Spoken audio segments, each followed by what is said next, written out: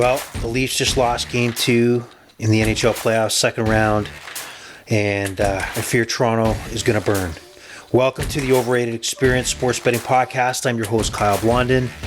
Thanks for those who are returning, and this is your multiple times listening to me talk and rant and talk about wagers and talk about sporting bets. That's what this podcast is about, but it's also talk about sports betting news, sports in general news, and the audience here is more for the everyday bettor, and there is definitely a focus on responsible gambling. But I'll tell you, as unplanned for the rest of this podcast, I will rant on what I saw tonight of the status of the Toronto Maple Leafs, since this is a Toronto-based podcast. Well, what I'm going to tell you that burns my bridges about the Toronto Maple Leafs. And first of all, I'm going to tell you, this is a rated R podcast, by the way.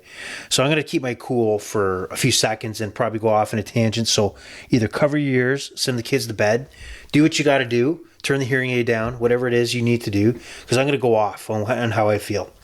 So just like every other Toronto fan, if you have been following the NHL playoffs, some of you may have not. Well, I'm going to let you listen anyway.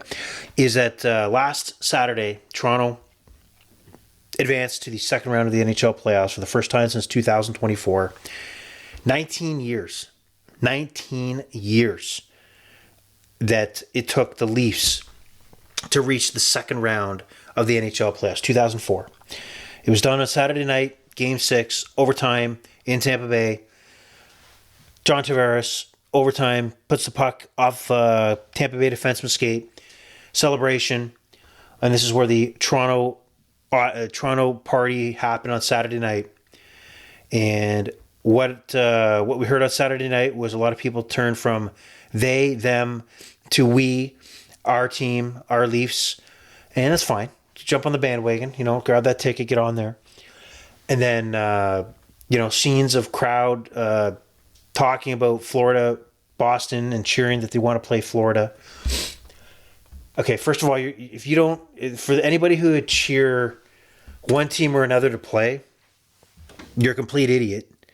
Because I'll tell you right now, the NHL has a lot of parity,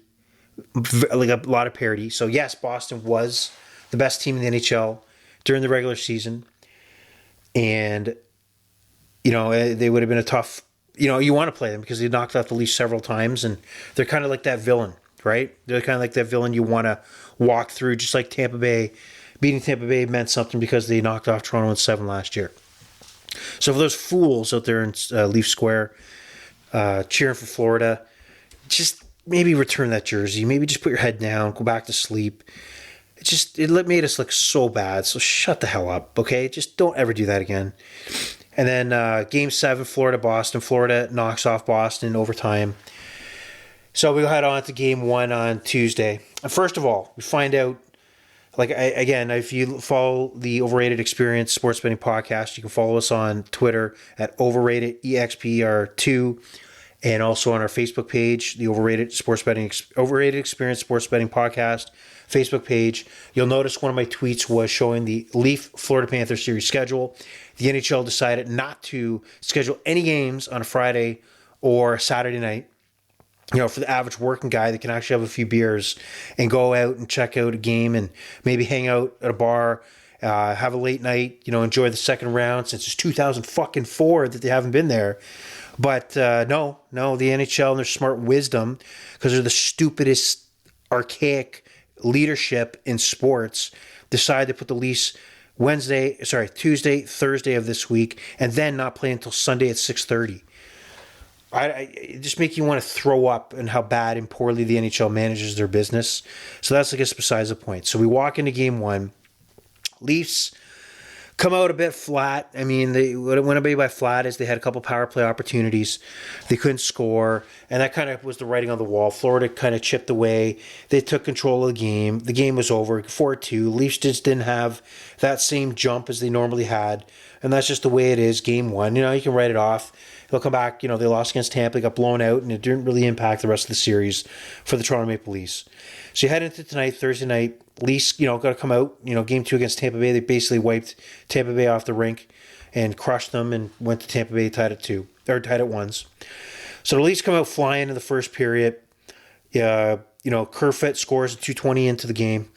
Good old Kyle here, a good old overrated experience guy here, has a nice parlay going with the Toronto Blue Jay game, over 6.5 live in play against the Boston Red Sox, and that hit 7 in like 20 minutes of me putting that bet in, and I have the Leaf game. I dropped it down to 5.5. So here I digress. I go back. So Alex Kerfoot scores 220. Great. City's on fire. The Leafs are going crazy. Crowd's going crazy at Scotiabank. And then Ryan O'Reilly in the power play scores, make it 2-0. So this is where the Toronto Maple Leafs, they're skill heavy. They're not going to be in a clutch and grab, grind it out kind of game. They need to have possession of the puck. They need to score their opponents, and they need to have their stars perform. So, 2-0 Leafs. First period goes along, 11-13 in. Florida scores.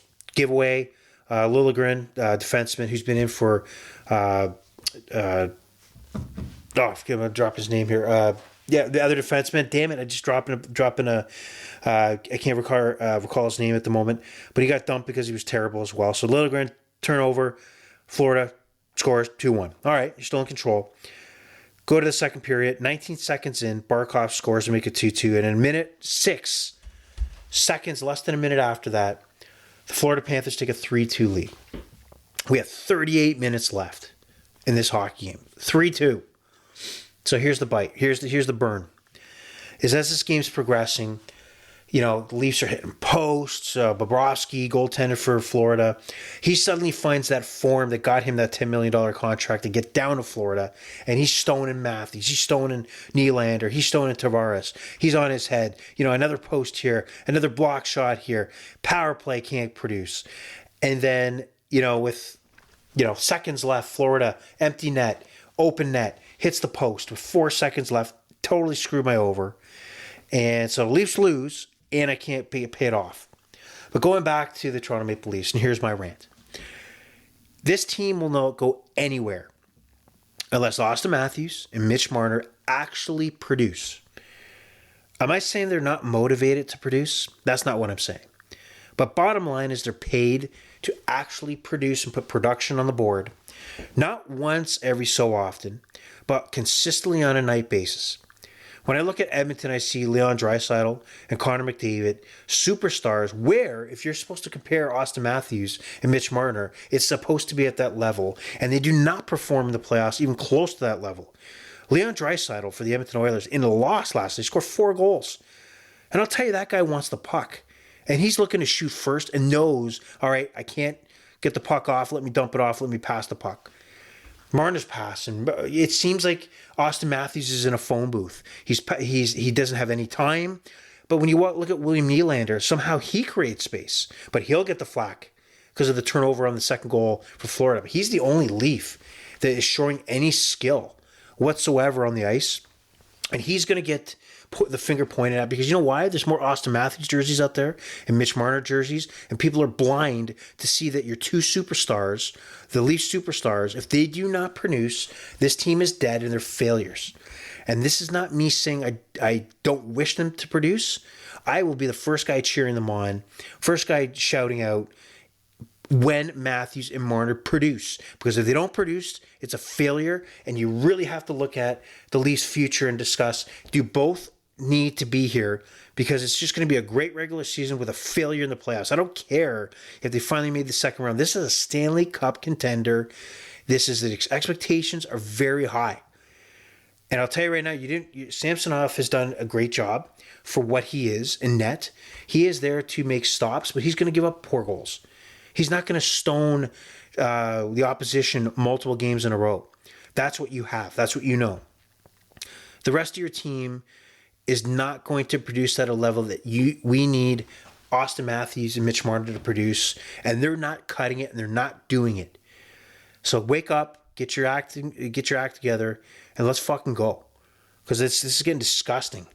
So there's absolutely no reason why we can't walk into Florida and take 2 out of Florida, and maybe even take the next 4. That's the skill set that this team has. That's the level of skill set that this team has, and get the job done. But they just got to get the job done. Simple as that.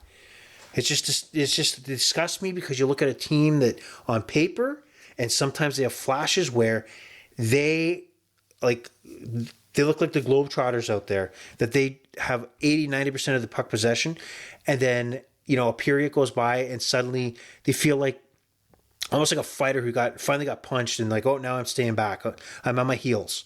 That's how this team looked tonight. Unacceptable. So that's my rant on tonight's Game 2 game, Toronto Maple Leafs, Florida Panthers. And as a bettor, I'm chasing right now because of that over that was so close, 38 minutes, no goals. Now what do? Oh, Lakers and Golden State's already started. Let me put a live and play on the second half, but then the over. Golden State look like they're running away from the Lakers right now. Lakers are probably mailed it in thinking we got the split in San Francisco here. Let's go home. That's no problem. We'll see what happens. And if I did this podcast last night, which I intended to do, I would have said Anthony Davis over 25.5 points. He has 4 points going so far in the at least last time I checked. Disaster for Anthony Davis. Terrible pick. So I'm chasing with the Lakers and Golden State Warriors and the over-under.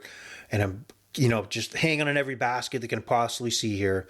And I'm also chasing with the Kraken and the Dallas Stars in the NHL.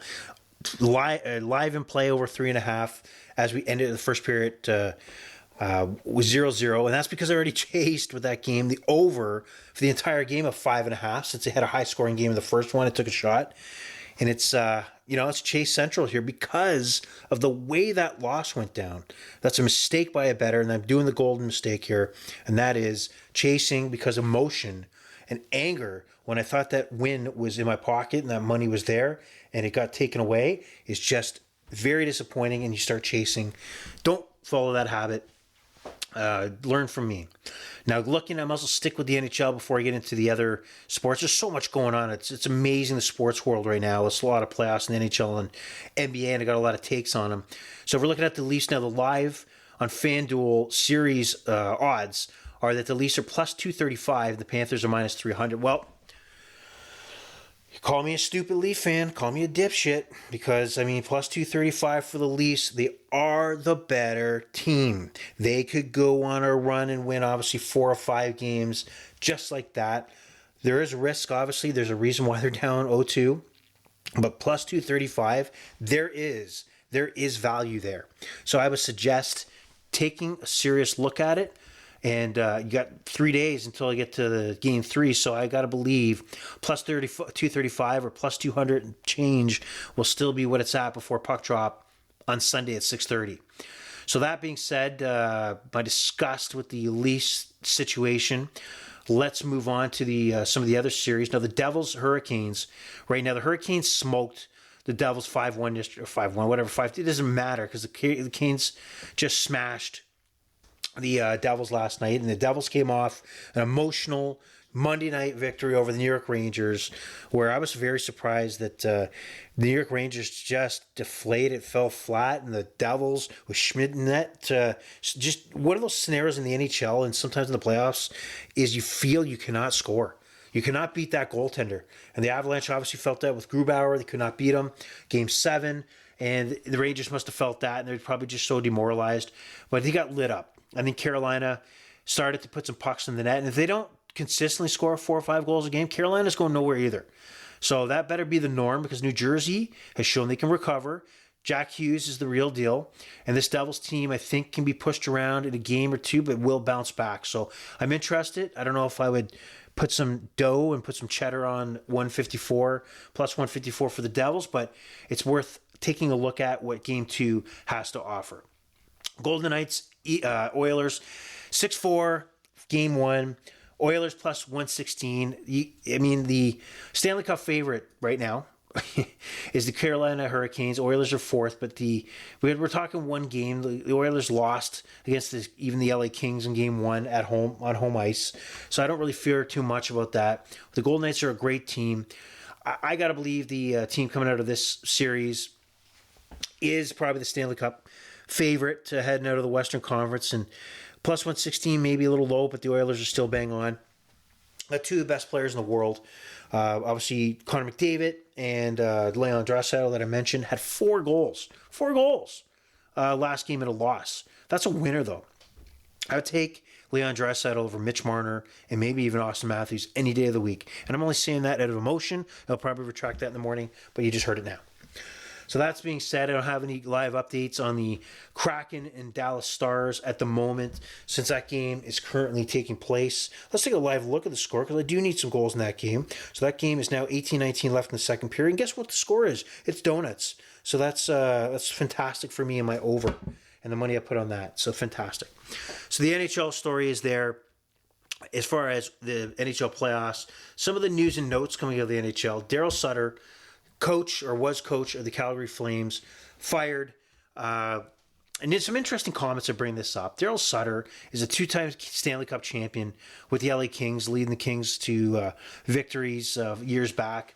Comes to Calgary last year. They make the playoffs, fizzle out early in the first round. And this year, things did not work. It makes sense that Daryl Sutter's not coming back because I don't see that team changing too much. They were forced to trade Matthew Tkachuk, picked up Jonathan Huberdeau. They signed, which was a smart move, Nazem Kadri, for the fact that he had to go. Some of the moves they had to make. So I can't. If something's going to go, it's going to be Daryl Sutter. But I'd be really concerned if I'm Calgary. You have Jonathan Huberdeau, who had a great season with the Florida Panthers before being traded. His quote, and I quote, "It really didn't click between me and Daryl last year. There were a lot of factors. There was a big difference in points between my last 2 years and the style of play he wanted to play. It didn't fit my style." You know what kind of style Jonathan Huberdeau did? It was not producing style. Struggling style. Playing like shit style. There was no style that I believe Daryl Sutter didn't want to play. I think he was throwing spaghetti on the wall to see if something would stick because this team just would not go. They could not score consistently. They could not produce consistently. So, there's excuse. That's a red flag to me that Jonathan Huberdeau's even publicly stating that. And I think he should have just kept his mouth shut and just said, well, unfortunately, it didn't work out. And, do all the cliches. That's what you should have done. You have a bullseye on you now. Year 2, everybody's going to... You've now said, with a new coach, expect me to flourish. I'll be the man, right? And maybe it's me that the reason why Daryl Sutter was let go. So just not very smart. And then some report today that apparently with Daryl Sutter now out of the picture in Calgary, that many of the players that had handed in trade requests have rescinded those trade requests, I guess based on the end-of-year meetings that they had. So that's quite the story coming out of Calgary. They're in trouble, big time. So away from the Calgary Flames, I can report that the Dallas Stars just scored somewhat early in the second period that provides a little glimmer of hope for my chase and, that the great habit of chasing. So we'll see what happens there. But long way to go. But even for my live and play, the over 3.5, maybe looking good. So let's see. Let's keep it going. Okay, Calgary Flames, what other NHL news? Not much else other than the story about Daryl Sutter as we move on to the NBA, which a lot of stuff going on in the NBA. Do I start out with the playoffs? Do I start out with the NBA news? Let's go with the playoffs and look at the board there. Some great matchups going on, interesting stories, and as we expected, the Western Conference just providing a hell of a lot of storytelling here going on. So the Lakers, Golden State, it looks like it's going to be tied up at 1 based on how the game's going right now. It's trending ahead late in the third quarter. Golden State's got a sizable lead. Again, I'm aiming for the over in that game. So the series was in slightly... Golden State was... Before coming into game 2, and obviously it's going to change. It's going to change. Golden State was plus 136. I got to obviously believe that's going to come down, probably even to even, because I think a lot of money, obviously the Lakers are a popular team. It's going to be on LeBron and Anthony Davis producing and knocking off the Golden State Warriors. But I warn you, I warn everybody out there, do not sleep on Golden State. Right now, they look beatable. They look beatable. But are they beatable? Sacramento made them look beatable. But when the chips were down, when it counted, the Golden State Warriors came through. And that they do have winners. Let's not kid ourselves. Go look at the history of how many times they've made it to the final. And yes, they have lost against the Cleveland Cavaliers. They reloaded and brought Kevin Durant in. Kevin Durant gets injured. They lose to the Raptors. He leaves. They come back last year, knock off Boston. They look like they're on the ropes, but I still believe until they're down and out and somebody knocks them off, you got to take advantage. And when that line moves in a plus, and Golden State is the underdog because they'll come back and you got to knock them off 4 times in a series. Good luck. And the Lakers, well, if they knock them off and make a run, that tells you how valuable the NBA regular season is. I mean, they backdoored their way into a playing game. They got lucky with the Minnesota Timberwolves and the, Rudy Gobert punching his teammate in a huddle suspension situation, which nobody could see coming. The Lakers, if you followed them all year, didn't look like they gave a shit about the regular season. LeBron had, obviously passing Kareem's all-time scoring mark. But, he spent a lot of games out and taking games off. Anthony Davis, well, you just seen him closer to the end of the year. And this team is a real mess. I will give them kudos for some of the moves they made at the trade deadline. They did bring in some actual performers that have helped this team rise up and become the team they are now, which I think they'll give Golden State a run. But I do still believe that Golden State will come through and knock them off. So that being said, let's go into the Boston series. The Boston Celtics rebounded after a big loss in Game 1. Even without Embiid, Harden went off on the Celtics. So this is strange because we're going to move back to Philadelphia. I know Boston was a heavy favorite. They were in the final last year. But I mean, if you got Philadelphia plus 210, at some point it's got to be their time, doesn't it? And I know that Boston has a lot of depth. They have winners. They're just a good organization that has a lot of guys in different situations that can perform.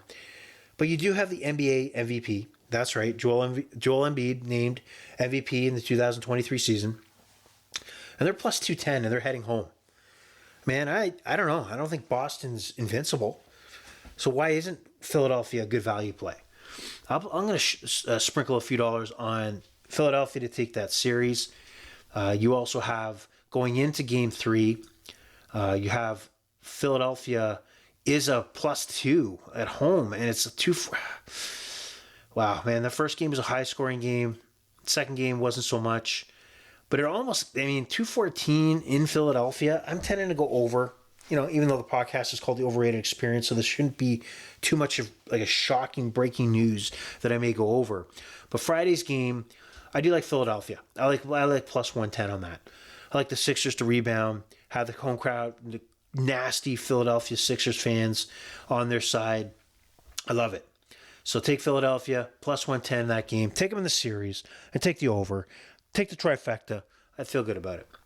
Moving on to the Denver-Phoenix series. The Denver's really got a stranglehold on this, but we go back to Philadelphia, and this is like a heavyweight battle. And what do we expect out of here? Do we expect Philadelphia or Phoenix to rebound? Phoenix is got to contend with Chris Paul not being healthy. He's going to be out, groin issue. They're plus 180. They're plus 360. Plus 360. Here's a couple storylines for you. The Phoenix Suns have still Devin Booker and Kevin Durant. Kevin Durant, that guy's a winner. I'm going to say he's a winner. I don't care what his Brooklyn situation was. It's not like he didn't produce. So, plus 380 or 360. And I just said the regular season must mean shit. And it may still mean shit, but Denver struggled on the road. And how will they perform in Phoenix? It's not like they've made runs to the final. Yes, conference finals, but they haven't. But then again, let's go to the flip side here. Jokic, 2-time MVP, arguably should have been a 3-time MVP. However, the reluctance to name somebody a 3-time MVP, because you got to believe that because Michael Jordan was never a 3-time MVP, 3 in a row, that there's people holding off and wanting to hand that out to somehow compare him to Michael Jordan, which, I don't know, sounds ridiculous to me. But Jokic, what is this? Put extra motivation that, hey, can you imagine what's going through his head?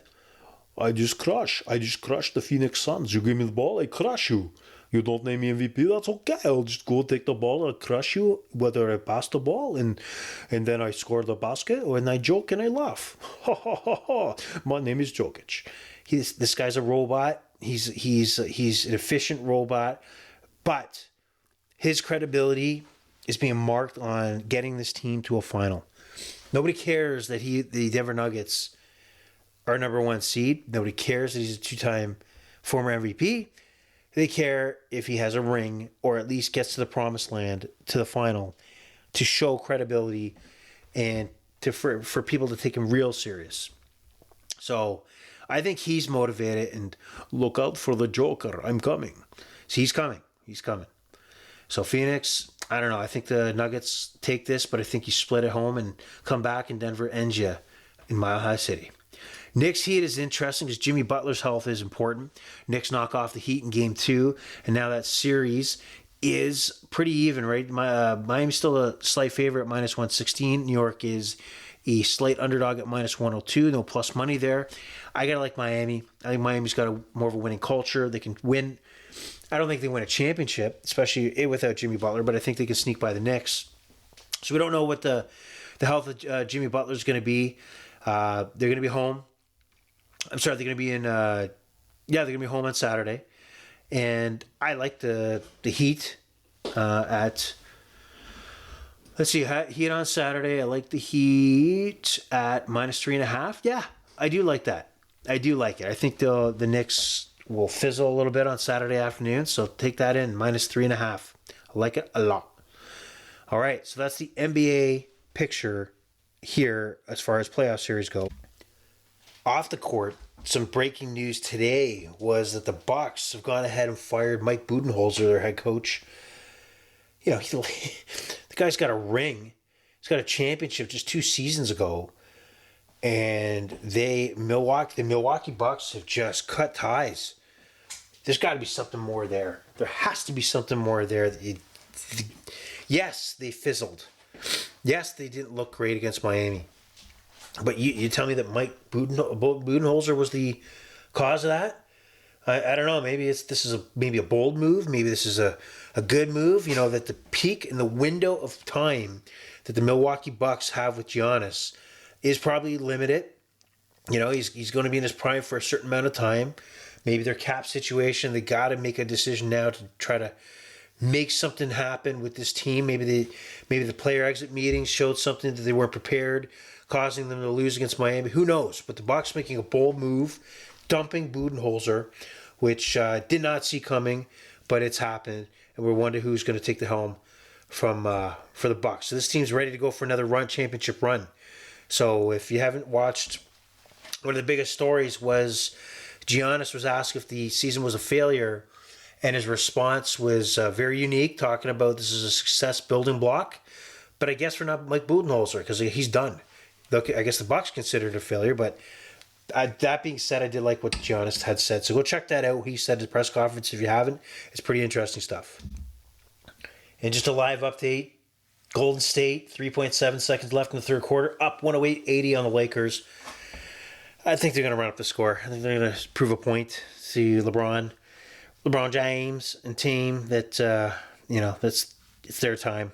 And the Lakers need to hold back. So we'll see how that ends. And I think, for my purpose, I hope they run it up. So that's the NBA story.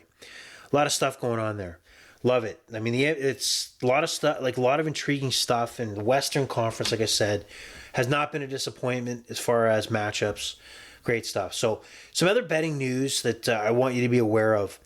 Now, what's different, and I didn't really pick up on this, as we've transitioned over a year now that in Ontario and statewide, I can't speak for more of the states outside if you're listening from the U.S. And if you're betting under your state-regulated government programs that, or at least approved programs like we do here in Ontario. I know there's many across the state have different rules. But one of the rules, I believe here, was that horse racing was separated off the sports gambling sites. I do recall Bet365 offering horse racing bets previous to April of 2022. And the reason why I bring this up is the Kentucky Derby is this weekend, and I'm kind of blind to what's going on here. But for you, the horse racing fans out there, it's happening. A lot of people dress up, even if they're not going to the Kentucky Derby. Might be fun to go to your local racetrack. If you've never been to live horse racing, it is fun. There are degenerates there, don't get me wrong. They are like degenerates there that have the crusty newspaper or, just rolled up, race form. These guys are hardcore horsey fans, but you get a nice day, get out there, listen to some, watch some races, put a few dollars on the races. It's a fun time. I'd suggest to get out there. Educate yourself on how to make bets, because you do have to go to the window and describe the track and the type of bet, and maybe just do a little research before you go. But the Kentucky Derby this Saturday afternoon, look up more information, because it's the biggest event or horse racing event of the year in North America. So try it out. You'll have fun. Maybe even dress up in a fancy hat. I don't know. Go for it. And another event, which actually I'm looking more forward to, that since I was checking out some more information online, is UFC 288, live from New Jersey, the Prudential Center in New Jersey. Bantamweight championship on the line. Sterling versus Sudo. Great matchup. Let's go to the lines again. I checked them out yesterday. I'm just curious what they look like today. So two big fights I'll talk about. Aljamain Sterling is the champ, minus 106, favorite over Henry Cejudo. Now, Cejudo is a two-time or a two-division champion at the same time, which is one of the rarities in the UFC. He is coming back after a lengthy layoff, retirement. One of the top fighters of his generation. Really, really kind of don't know what you're going to get. He's had a long layoff, but when you do your research, you'll find out he's been very involved in many different camps of different fighters. So it's not like he's been completely out of the game. Sterling, minus 106, champ. If you look online, if some of the YouTube videos that I've watched to kind of preview the fight, have this even down the line. So there's not a consensus that I found where somebody believes that there's a runaway favorite here. And a very interesting fight. What I take away from it is I don't think the fight's going 5 rounds, as it's a championship fight, so it will go 5 rounds. So let's look at some of the wagers within this fight itself. Method of victory. I mean, if you think Sterling's going to win, the talk is that if he gets your back, he's going to choke you out. He's the grappling guy, Cejudo's the wrestler. But if he gets your back, it's over. So if you have an idea that Sterling may win, you may want Sterling at plus 410 for submission. That might be the play. If you want Henry Cejudo, let's see what else here. You want Cejudo method of victory. It just talks about that. Cejudo, you might see maybe he's more points, maybe KO. He's plus 380 for TKO or KO, but I think the value is maybe Sterling at plus 410. Will the fight go the distance? I say no. It's a plus 106, so the odds on are saying minus 134 that yes, this will go 5 rounds. I see this ending. I see this ending. I from what I'm hearing and what I'm previewing online, as far as what the thoughts are, this is ending. So interesting stuff there. One of the other big fights on the card. I'm going with Sterling, so just to be clear on that. On the main card, some of the other top fights. Well, the other top fight to look out for is Gilbert Burns and Belal Muhammad. Again, the consensus is that this is a well-rounded fight, 2 good fighters. And, if I look at Belal Muhammad, plus 104 for a pretty even potential fight, I'm going with Muhammad. I mean, apparently he's been training with Khabib's camp, Khabib Nurmagomedov, and those guys are devastating. Those are fighters. They are what you heard of, obviously the stories of Brazilian Jiu-Jitsu, the Gracies, and some of the training that goes on that if you see a fighter that is involved fighting out of Dagestan and or trained through that camp, those guys are tough. They don't lose fights. They grind. They look at this as 100% professional. They take it very seriously.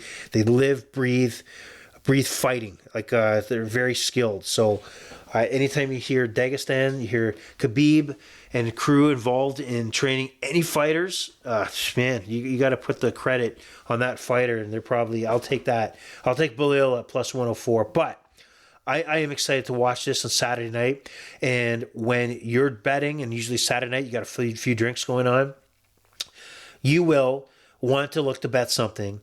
And don't kid yourself. You've done it before. So make sure your accounts upload it with money. Make sure you know who you're going to pick. Maybe take a look at the card beforehand and get her going. Saturday night, UFC 288. That's where it's at. So that's the MMA angle. I don't have much to talk about in the Wells Fargo PGA tournament right now. It's got a great field. However, I'm not really sticking close to that at the moment, so I have no plays there. But if you're inclined, check out a lot of the 3-ball action, the group action, and as golf can be a great weekend of viewing action. Some of the news out there right now in the sports world that's pretty big is one of them being Lionel Messi. Lionel Messi, obviously, if you don't know who Lionel Messi is, just end the podcast right now. Just go away, because he's obviously one of the greatest of all time. He's the probably most famous athlete on the planet at the moment, just especially even before he won the World Cup this summer, and in the fashion that they did. He currently plays for PSG, Paris Saint-Germain. Not too long, his contract is ending, and there's always rumors that he was going to leave, and the question was where. But the interesting part is that PSG has suspended Lionel Messi for 2 weeks because of a quote-unquote unauthorized trip to Saudi Arabia to conduct some promotional opportunities. So you got to believe that if Lionel Messi was not leaving PSG, they wouldn't even come close to suspending the great Lionel Messi at all. And you really think he gives a fuck, really, about being suspended from PSG? The Champions League is done for them. They have 5 games left. Yes, they're only 5 points up against Marseille in the league, but they're going to hold on. It's hard to see them not holding on. There's a protest today from PSG fans, complaining about Messi and also complaining about Neymar. Man, in 2 weeks or the summertime, I picture, and it's not really a breaking news here, is that reports state that Messi might be offered $400 million annually to go play in Saudi Arabia, kind of like what Ronaldo did. Go play for $400 million. And it's a team called Al Hilal, which is basically the rival of the team that Ronaldo's on. Imagine that, $400 million. Like, why would you want to come to the MLS and play with Inter Miami? For what reason? Like, what reason? If 400 million American dollars can be in your pocket for 365 days of work, you know he's going there. He's not going to get the headache of the media. Nobody's going to know what the hell's going on there, as we kind of slightly know what's happening with Ronaldo, but he's out of the picture. But really, for $400 million, who gives a shit, right? Collect your money and go. He's the best ever. I mean, arguably the best ever. He's on the back nine, obviously, his career. He's done everything, multiple Champions Leagues, La Liga titles. He's, Paris, the French Championship. He's won, everything. Copa America, World Cup now. There's nothing. He just needs to cash in, right? He doesn't need any more Champions Leagues. He doesn't need any more this or that. So, whatever. If somebody's going to make money, it's going to be him. But $400 million, holy shit. So, honestly, that being said, I'm not making $400 million, I'll tell you that. But what I can tell you is I'm going to make this podcast and get it out as soon as I can. So I'm going to say that is it. The pleasure was all yours, of course. And I'm sorry for ranting on the least, but man, they just pissed me off. So enjoy your evening, everybody. I'll talk to you again. This podcast is over and out.